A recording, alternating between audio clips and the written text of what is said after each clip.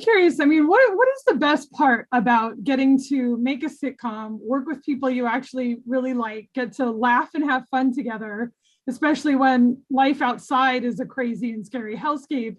What is it like to go home with a smile on your face? It's freaking amazing, Yeah. Christina. I'm in New York right now, and it's like to live in a world where I can be walking around the New York streets without an N95 mask on, where the biggest stress of my life is what my Tinder profile pic looks like, is a wonderful world to live in. It's a wonderful way to experience New York that I frankly miss dearly and hope will come back soon. But I think you said it all in your question. Being able to spend time with people that I genuinely love, and being able to be put in scenarios where I have to like try not to laugh all day long is a great way to go to and come home from work. Yeah. You know what? One thing that we all got to know each other like with masks on, and there's a genuine like respect for one another and an interest in each other's lives because we're all new to each other's lives. And then the writers wrote these amazing script for us to go and like expose this goofy, sometimes raw emotional side. Like it was all in the scripts, and we all really watched each other work because that's how the format works of sitcom that we were all really new to, was like, oh, we're kind of like all on standby because that's going to happen really quick. And now we're like jumping to this scene and that, like, we were all there with each other pretty much the whole season, watching everything that was happening. And I think there was a giddy feeling about being like on the Paramount lot, like in Hollywood. Like it was romantic as hell. I Love Lucy shot at our stages. Cheers shot at our stages. I think we walked in knowing we were all really going to show up for our jobs. We had a really good script with a great force of people behind us. And we're like, oh, we think this is going to work. And like, just getting to show up there every day and have fun. Like it was awesome. I think we're all really grateful to be sitting where we're sitting. I mean, they've said everything that I echo everything that they say. That's true. And the other thing is what Hilary said, is that we were there for each other. I think personally, I felt like I learned so much from being on set too, with this amazing cast and crew and writers and our director, Pam Fryman. Like that was also so exciting that we were all new to this, that I was just like, I felt like a sponge, just soaking in everyone else's like essence and spirit and like energy. And thankfully it was just all positive and good. And I mean, you said it, coming home with a smile. I feel very grateful to have gotten to do that. And I realized I was totally making an assumption that you all like each other, but it seems that you all like each other. So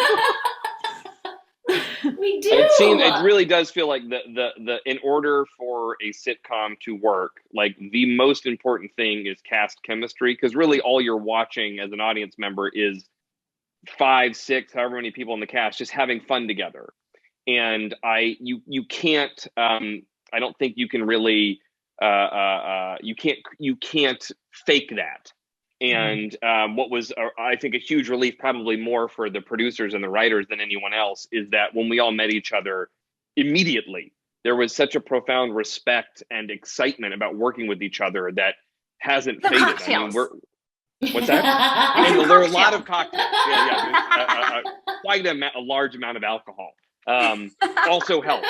But yeah, the cast chemistry I think was immediate and exists off screen as well as on, and it's a blast to work with your friends. Are you guys all told from the beginning who the father is? Do none of you know? How does that work? I mean, Hilary, do you know because you're a producer? Like, how does that aspect of it work? No, they don't trust me like that. They know that I would be like, the second someone would tell me something, I'd be like, I think it happened during the sets, the season sometime. Oh, that storyline didn't end up happening. But remember when they told me some big news and I was like, I have big news, but we all have to be together. I like totally just. I feel like they're testing Within us. What if they're just like dropping? Learning the information, all of us is like together in a collection, be like, you guys aren't going to believe what's going to go on in episode 10.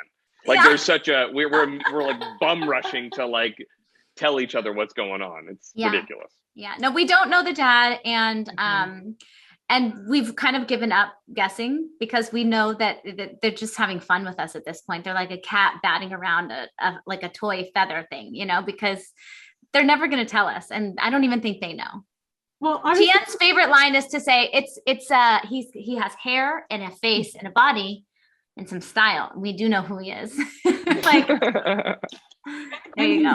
And he's in the show or has been. So. Yeah. Seen his face. Well, obviously anything spoilery, I'll keep till it's not a spoiler, but I love that we get the connection with the apartment. So what was it like to be on that set, to walk on that set, see the set? I mean, you must feel a sense of responsibility when you get to do something like that. I'm gonna take the lead for 1 second and then someone else please jump in and save me. But honestly, what I've been thinking about is really that's the biggest tie-in with the show. Yeah. Is like, these are just the new people living in this apartment that everybody knows and loves. And I love that takes the pressure off of our show and sends us off into being our own show. I'm not the girl version of Ted, Tom's not Barney. It's not like that. But you do realize like, oh, this is just this is the home of the new people that live in this apartment that we've spent so much time in. And that's a really cool way to send us off. And then there's other things that happen and we might have a visitor here and there. But really it's its own show, and we're borrowing playing with the past and the present, and those quick pops. But I think that really just gives the show energy and is a quick way to tell a story. And give information and it just adds that energy to the show. But really, like, someone else go. Yeah, I think the smartest thing. Yeah, go ahead, Tien. I mean, I love that we get that in the first episode because I do think it takes the pressure off of us because it's setting the tone of like, the spirit of the original, in that it's a group of friends that you're going to learn about that have these amazing relationships and that have so much heart. Like, at core, that was what's so exciting about How I Met Your Mother. We're a completely different show with new characters, new people, new friendships that I hope everyone falls in love with. I mean, as I watched our episodes, I was just rooting for everyone. Like, I'm a fan of every single one of the characters that we get to know and love. And that's what's so exciting about How I Met Your Father. Yeah, all I'll say is I think the smartest thing that the writers did was not try and find who our Barney's going to be, who our Ted Mosby's going to be. I think that there's no way that anyone's going to live up to those characters except for the actors themselves. So why try and duplicate that?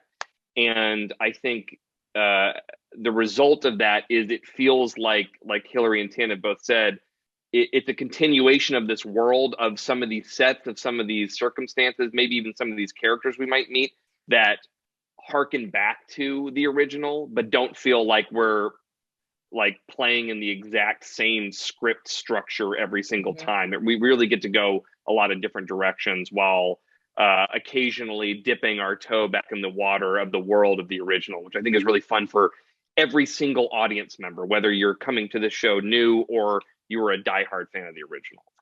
I think honestly, sometimes we forget, that there's like this pressure to live up to, and it's not until like a producer will come on set and be like, "Oh, remember, don't post any photos inside of Jesse's apartment." Yeah, and we're like, "Oh, yeah, that's right, because it's a big deal," Or like Carter will bring like the swords from the apartment like that he's had in his house for the past 8 years since their show ended, and now they're like in the fire about the fireplace, and we're like when my husband saw that, he was like, "Those are the swords about," like he was like stoked on it, and I'm like, "Oh, okay, yeah, you're gonna get a lot of that," but like for someone who didn't watch the show, you're not lost, Yeah, and I love that all of these characters have plenty of their own personal drama. So yeah, it's just 30-year-olds that are just navigating their 30s, and I think that's what made all of those shows so wonderful and endearing, and we hope to do that too.